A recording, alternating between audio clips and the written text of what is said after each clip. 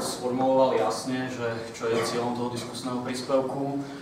Cieľom je dať návrh na hlasovanie uznesenia konferencie o tom, že sa povinné ženské a juniorské šachovnice, tak ako boli v tom najnovšom vydaní súťažného poriadku družstiev, že sa tento bod ustanovenia súťažného poriadku družstiev zruší, teda ostane ten pôvodný stav, aký bol. A druhé uznesenie, ktoré navrhujem, aby prijala konferencia, je otázka, či je na to potrebné meniť stanovy, alebo je dostatočné uznesenie konferencie.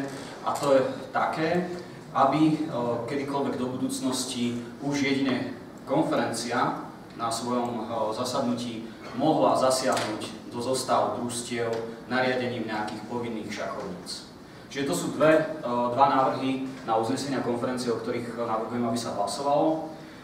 A možno len tak v krátkosti poviem, čo ma vlastne k tomu inšpirovalo, aký bol nejaký vývoj. Takže bola prijatá povinná ženská šachovnica, bolo to niekedy november 2013.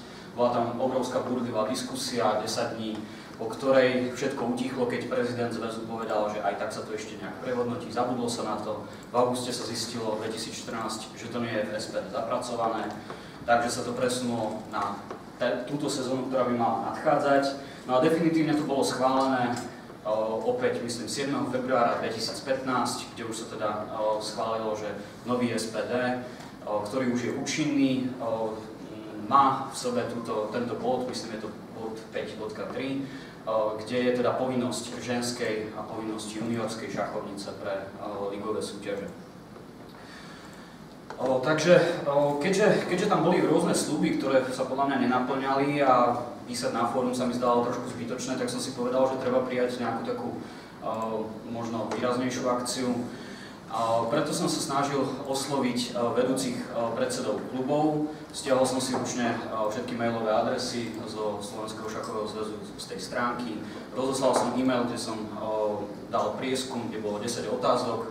Boli tam otázky ohľadom povinnej ženskej šachovnice a juniorskej z rôznych strán, aby sme sa vyvarovali toho, že toto teraz odmietneme a potom sa to nejak inak príjme. A potom tam boli ešte nejaké 3 otázky ohľadom voľby viceprezidenta, kedy to bolo aktuálne. Nebudem teraz dopodrobne rozoberať, aké boli výsledky toho prieskumu. Bolo to tam jednoznačne odmietnuté aj v tých rôznych iných formách. Ďalší krok, ktorý teda na základe tohto prieskumu nikto iný takýto prieskum neuskutočnil. Nikto iný neuskutočnil ani dopadovú štúdiu z vedenia zväzu. Tu uskutočnil až pán Falťan ako predseda Bratislavského kraja, ktorý si dal tú námahu, vypracoval štatistiku, koľko žien a juniorov v predchádzajúcej sezóne hralo v druhých ligách. Tie čísla boli také, že to bolo 33 žien, z toho iba 2 odohrali všetkých 11 zápasov, bola to Alenka Hrvová a Renata Gažik, ktorá má, myslím, tiež občianstvo dokonca Poľskej republiky. Čiže to bola dopadová štúdia, ktorá bola jediná vypracovaná, tento prieskum bol jediný, ktorý bol uskutočnený a teda ten ďalší krok, ktorý som uskutočnil, bolo, že som sa snažil kontaktovať predsedov krajov, aby sa na ich krajských konferenciách táto otázka otvorila a následne sa k nej vyjadrili krajskí delegáti, či už vo forme odporúčania alebo zaviazania delegátov s tým, že či súhlasia s tým, aby bola povinná ženská šachovnica alebo aby bola zrušená. Ja osobne som sa takto zúčastnil 3 krajských konferencií, čiže bolo to v Nitrianskom kraji, v Bratislavskom kraji a v Banskobystrickom kraji.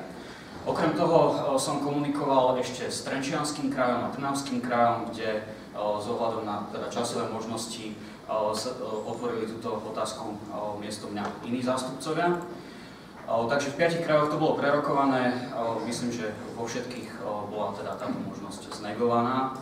No a výsledok bol teda ten, aby sa na štátnej konferencii otvorila táto otázka a aby konferencia prijala k nej jednoznačné stanovisko ako najvyšší orgán zväzu, ako ten, ktorý zastupuje členov zväzu. Čiže ak by som sa ešte možno vyjadril k tomu návrhu, len tak veľmi stručne, aj pán prezident dával nejakú fotografiu. Cieľ bol možno pekný, ale spôsob uskutočnenia bol úplne s nikým nekonzultovaný, nikoho sa nepýtal, potom to bolo utišené celá diskusia. Podľa mňa takto by sa takéto výrazné rozhodnutia prijímať ani do budúcna nemali. A to je možno aj taký to dobré memento toho, že konferencia ako najvyšší orgán sa k tomuto vie vyjadriť.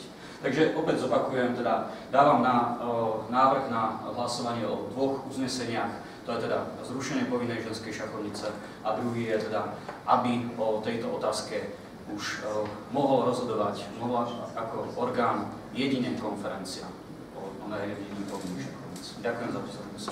Ďakujeme. Chcem teda